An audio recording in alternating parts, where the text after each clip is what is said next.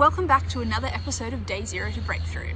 I joined the team bright and early on day 29, 7 days after Varsha and the team transfected their vaccine candidates into CHO cells. While the cells were busy producing our vaccine candidate proteins, the constructs were sequenced off-site.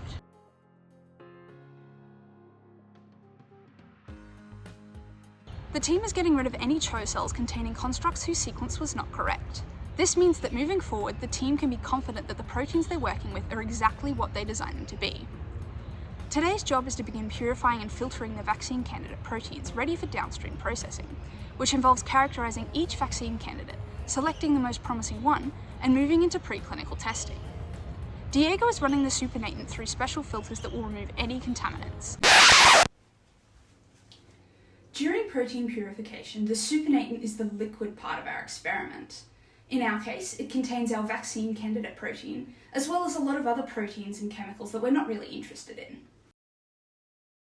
He then joins Nick near the actor machine, which they will use to isolate their vaccine candidates. Currently, the supernatant contains a mixture of proteins produced by the CHO cells. The team has a clever trick to locate their vaccine antigen amongst the noise. They have equipped the actor machine with a special molecule that sticks to clamp 2, allowing only the vaccine candidate proteins to be captured. This is a time-consuming process which took the team until the next day to complete. Now, they're doing a series of tests to choose a lead compound, the vaccine candidate they think will provide the best protection against Chappare mammarenavirus.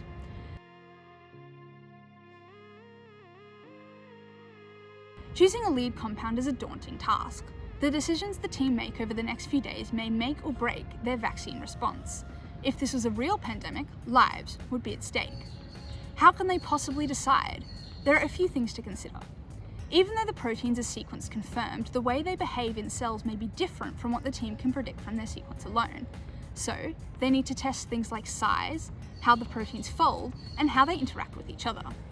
I joined Diego for the first test, size exclusion chromatography. This technique separates proteins based on size. The team are looking for candidate proteins whose size matches a trimeric protein. Diego explains why this is important.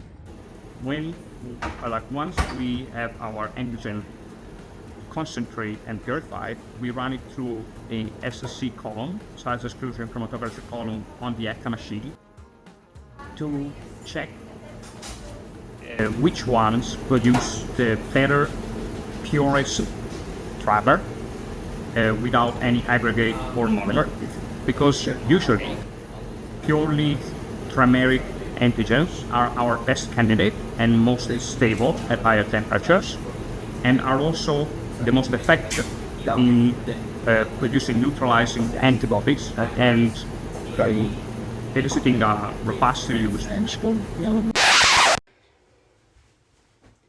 That was a lot of big words. Aggregates are when proteins stick together in a big, messy clump. Monomers are a single protein by themselves. Trimers are when we have 3 monomers interacting with each other in a specific way. Remember, we want our vaccine candidate to form a trimer. Size exclusion chromatography and the other tests the team want to perform will take a day or 2 to complete. Next time we check in, the team hopes they will have selected their lead compound and be well on their way from day 0 to breakthrough.